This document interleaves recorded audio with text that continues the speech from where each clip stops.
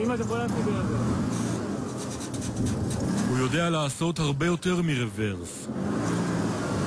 זהו האמצעי החדש של צה"ל בגבול שנחשב כרגע לבעל פוטנציאל הנפיצות הגבוה ביותר, גבול הצפון. בצהלית קוראים לו קרבם, כלי רכב בלתי מאויש או הגרדיום, עם מערכות תצפית של 360 מעלות שמשדרות אחורה כל מה שהקרבם רואה. אפשר להבין למה הכלי הזה הלא מאויש טוב מאוד לפעילות על הגבול המתוח. ברקע ישנו כל הזמן בראש הסיור ההוא מלפני 4 שנים, באירוע שפתח כאן מלחמה. אם הקרבם היה מבצעי אז, במקום ההאמר של גולדווסר ורגב, זכרם לברכה, זה אולי היה יכול להיראות אחרת. צה"ל החליט לשלוח את הקרבם לגבול הצפון אחרי פיילוט מוצלח כאן, בגבול עזה.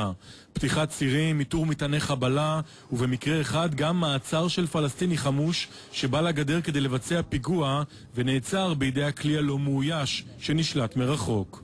אמצעי איסוף ותצפית, זה יכול להיות אמצעים מקמים כאלה ואחרים, וסנסורים מסוגים שונים שיודעים להעביר מידע לחמ"ל. לצורך העניין, למשל, אותה תנועה של בטשיות שמביאה את המידע היום אחורה באמצעות כלים מאוישים, הכלי הזה יודע להחליף אותם. בגבולות עם סוריה ועם לבנון השתמשו בקרבם גם לאיסוף מודיעין. אלביט והתעשייה האווירית התקינו על הקרבם בגבול הצפון גם מג, מקלע גדודי כבד, כדי לפגוע בחמושים שלמשל ינסו לבצע פיגוע חטיפה. אגב, בצבא הוחלט שאת הקרבם החדש יפעילו הסמבציות מהחמ"לים, כלומר חיילות בנות.